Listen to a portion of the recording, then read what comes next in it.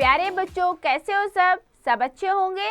तो चलिए आज हम सीखते हैं मात्राओं के बारे में। तो बच्चों, जो सभी हमारे स्वर हैं उनकी क्या है, मात्राएं होती हैं और ये किसके साथ लगाई जाती है? व्यंजनों के साथ। और जब हम व्यंजनों के साथ अपने स्वर की मात्राएं लगाते हैं तभी हमारे शब्द बनते हैं। तो देखिए स्वर की मात्राओं का प्रयोग किस प्रकार से हम व्यंजन के साथ करते हैं। पढ़ते हैं हम मात्राएं। जब कोई स्वर किसी व्यंजन में मिलाकर लिखा जाता है, यानी कि जब कोई भी स्वर हो, ठीक है, कोई भी स्वर जब हम उसको व्यंजन के साथ मिलाकर लिखेंगे तो उसके लिए एक विशेष चिन्ह के हम रूप में उसे लिखते हैं। तो क्या करेंगे, हम उसका कोई विशेष चिन्ह लगाते हैं। स्वरों के इस बदले हुए रूप को ही हम मात्रा कहते हैं। जैसे प जमा औ, द जमा आ, पौधा। ठीक है, तो पौधा शब्द में स्वर ओ का रूप बदलकर उसकी मात्रा हो गया है तथा स्वर आ का रूप बदलकर आ की मात्रा किया गया है।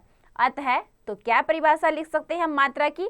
स्वरों को लिखने के लिए जो विशेष चिन्ह बनाई गई है उन्हें मात्रा कहते हैं।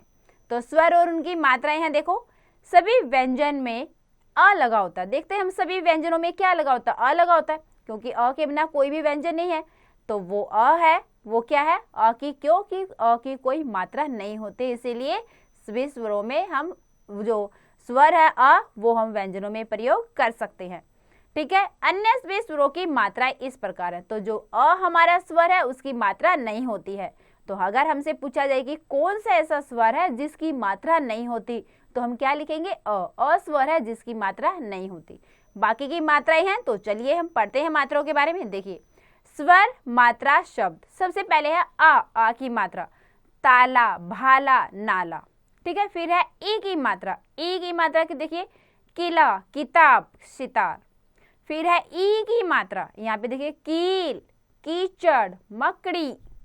फिर है ऊ की मात्रा, गुलाब, सुबह, बुलबुल। फिर है ऊ की मात्रा, भालू, चूरन, मूली। री की मात्रा, तृण, वृक्ष, मृग। ए की मात्रा, जेल, नेवला, मेला। आई की मात्रा, थैला, ततैया, सैनिक। ओ की मात्रा, मोर, ढोल, तोप। औ की मात्रा, लौकी, कचौड़ी, तौलिया। ठीक है, ये थी हमारी मात्राएं और उनसे हमने क्या सीखे? शब्द बनाने। अन्य चिन्ह देखिए, ध्वनि है, मात्रा, शब्द। सबसे पहले है अंग। इसमें अंग की हम बिंदी लगाते हैं, जैसे कंघा, कंगन, बंदूक।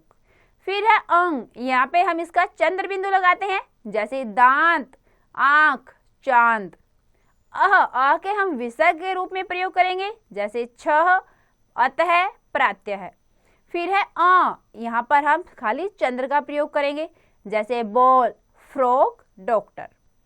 तो स्वरों की मात्रा व्यंजनों के साथ निम्न प्रकार से लगाई जाती है। अब देखिए कुछ शब्द हम पढ़ते हैं जिसमें हमें पता चलेगा कि हम स्वर की मात्रा कैसे लगाते हैं। देखिए, आ, ई, ओ, औ की मात्राएं व्यंजन के बाद लगती हैं। तो इन स्वरों की मात्रा कहाँ लगती है? व्यंजन के बाद में। जैसे देखो, जाला, ककड़ी, पोशाक, कौवा, ये कहाँ लगी है मात्राएं? व्यंजन के बाद में। लेकिन कुछ स्वर ऐसे होते हैं जिनकी मात्रा व्यंजन के पहले लगती है। जैसे देखिए, ई की मात्रा व्यंजन से पहले लगती है, जैसे तिनका, शिव, पहिया। ओ तथा री की मात्रा व्यंजन के नीचे लगती है। कहाँ लगती है इन स्वरों की मात्रा? व्यंजन के नीचे। ठीक है, जैसे पशु, भालू, नृप।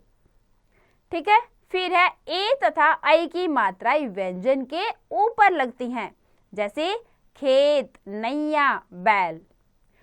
ऊ तथा ऊ की मात्रा र के साथ नीचे नहीं बल्कि बीच में लगती है। ठीक है, र के कहाँ लगती है? ऊ की मात्रा बीच में, जैसे देखो, रुपया, गुरु, अमरूद। ठीक है बच्चों, तो ये थी हमारे स्वर के चिन्ह, मात्राएं। कैसे हमने व्यंजनों के साथ स्वर का मात्राओं के रूप में प्रयोग किया, ये हमने सबने बहुत अच्छे से पढ़ा। तो देखिए हमने क्या सीखा अपने पाठ में। स्वरों को लिखने के लिए जो विशेष चिन्ह बनाए गए हैं उन्हें मात्रा कहते हैं। व्यंजन को हम स्वर अ की सहायता से ही बोलते हैं।